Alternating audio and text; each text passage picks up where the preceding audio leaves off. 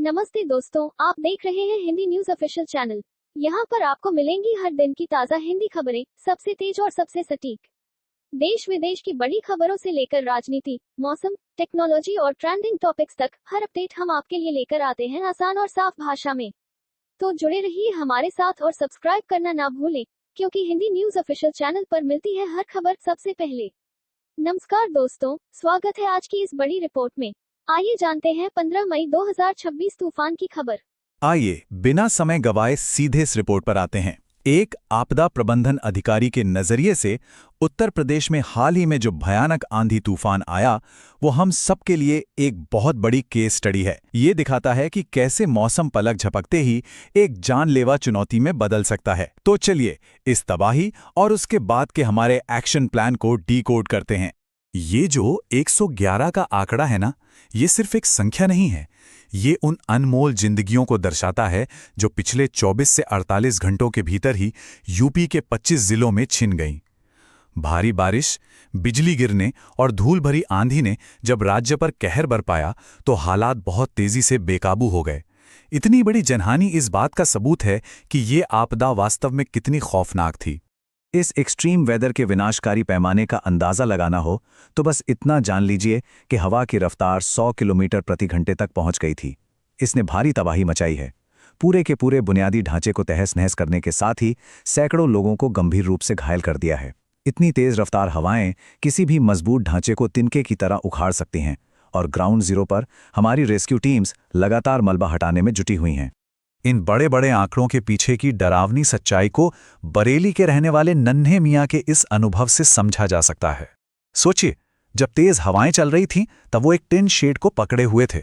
हवा का दबाव इतना ज्यादा था कि वो सचमुच हवा में उड़ गए और लगभग 50 फीट दूर जाकर एक खेत में गिरे। उन्हें गंभीर फ्रैक्चर आए हैं। ये वाकया रोंगटे खड़े कर देने वाला है और इस तूफान की असली ताकत का एक बहुत बड़ा और भयानक प्रमाण है। जिलावार जनहानि। आइए देखते हैं कि इस त्रासदी का सबसे ज्यादा असर किन इलाकों पर पड़ा है। हताहतों का ये फैलाव बहुत ही सघन है।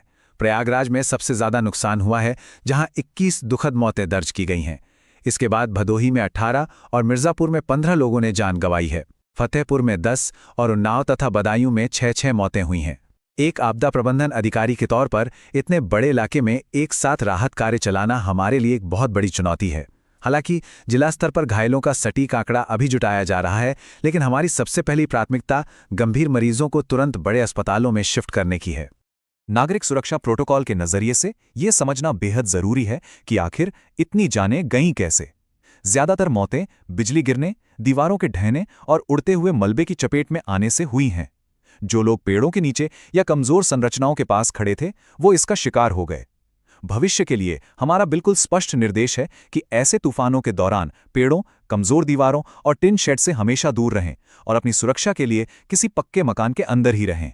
इस भयंकर घटना की गूंज सिर्फ लोकल लेवल पर ही नहीं, बल्कि ग्लोबल लेवल पर भी सुनाई दी है। एक तरफ हमारी स्थानीय बचाव टीमें 200 से ज्यादा घायलों को तेजी से अस्पतालों में भर्ती करा रही हैं, तो वहीं दूसरी तरफ इस तबाही को देखते हुए रूस के राष्ट्रपति व्लादिमीर पुतिन जैसे अंतर्राष्ट्रीय नेताओं ने भी भारत को अपना आधिकारिक शोक संदेश भेजा है। परिवहन और ग्रिड विफलता, ठप हुआ बुनियादी ढांचा। बुनियादी ढांचे को जो नुकसान हुआ है उसका दायरा बहुत विशाल है। ओएचई तारों के टूटने और पटरियों पर पेड़ गिरने से पटना राजधानी जैसी प्रमुख ट्रेनों को बीच में ही रोकना पड़ा। वहीं मिर्जापुर और भदोही में गंगा नदी पर बने पंटून ब्रिज यानी पीपे के पुल नष्ट हो गए हैं। इससे लगभग 20 गांवों का संपर्क पूरी तरह कट गया है। इसका सीधा असर हमारी राहत सामग्री पहुंचाने की लॉजिस्टिक क्षमता पर पड़ा है। तेज हवाओं ने सैकड़ों बिजली के खंभों को जड़ से उखाड़ दिया है, जिससे बड़े पैमाने पर ब्लैकआउट की स्थिति बन गई है। सड़कों पर भारी मलबा और गिरे हुए पेड़ हमारे बचाव और सफाई कार्य में बहुत बड़ी बाधा बन रहे हैं। इसके साथ ही ओलावृष्टि से किसानों के फसलों को जो भारी नुकसान हुआ है, उसने रिकवरी के काम को और भी ज्यादा जटिल बना लिया है। और याद रहे, ग्रिड फेल होने का सीधा असर आपातकालीन संचार और अस्पतालों के कामकाज पर भी बढ़ता है। ये प्राकृतिक आपदा ठीक उस वक्त आई है जब उत्तर प्रदेश अपने मल्टी मॉडल कनेक्टिविटी नेटवर्क में बहुत भारी निवेश कर रहा है। राज्य भले ही भारत के इंफ्रास्ट्रक्चर इंजन के रूप में उभर रहा हो, लेकिन ये एकदम साफ है कि बुनियादी ढांचा चाहे कितनी भी तेजी से विकसित हो, चरम प्राकृतिक शक्तियों के सामने वो अभी भी कमजोर है। हमें सिर्फ विकास नहीं बल्कि प्राकृतिक आपदाओं को सहने की क्षमता बढ़ाने पर भी पूरा ध्यान देना होगा। सरकारी राहत कार्य। आइए प्रशासनिक प्रतिक्रिया पर नजर डालते हैं।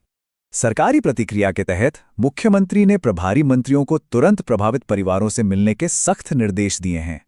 हर 3 घंटे में राहत और मुआवजे का अपडेट लिया जा रहा है।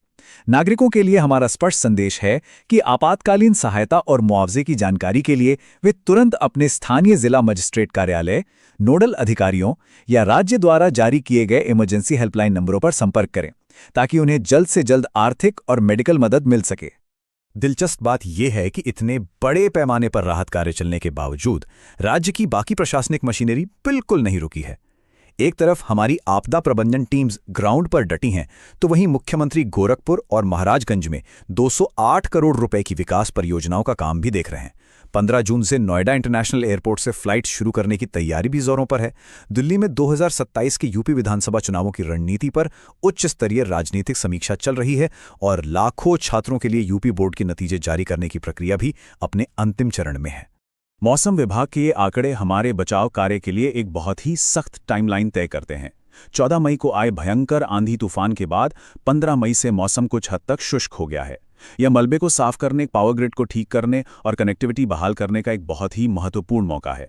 लेकिन राहत की यह खिड़की बहुत छोटी है। चेतावनी दी गई है कि 20 मई तक राज्य के कई हिस्सों में भीषण लू की स्थिति फिर से वापस आ सकती है। ये सब हमें एक बहुत ही अहम सवाल की तरफ ले जाता है। जैसे जैसे इस तरह की चरम मौसम की घटनाएं बढ़ती जा रही हैं, हमारे तेजी से फैलते बुनियादी ढांचे को प्राकृतिक आपदाओं का सामना करने के लिए पूरी तरह से तैयार होने में और कितना समय लगेगा? ये केवल फिर से निर्माण करने की बात नहीं है, बल्कि भविष्य के लिए एक लचीला और मजबूत सिस्टम बनाने की जरूरत है। इसी विचार के साथ हम आज की इस रिपोर्ट को समाप्त करते हैं। हमारे साथ जुड़ने के लिए बहुत बहुत धन्यवाद। वीडियो देखने के लिए धन्यवाद। ऐसी ही उत्तर प्रदेश और देश की बड़ी खबरों के लिए हमारे चैनल को सब्सक्राइब जरूर करें। वीडियो को लाइक करें, शेयर करें और बेल आइकॉन दबाना न भूलें ताकि हर बड़ी अपडेट आप तक सबसे पहले पहुंचे। धन्यवाद।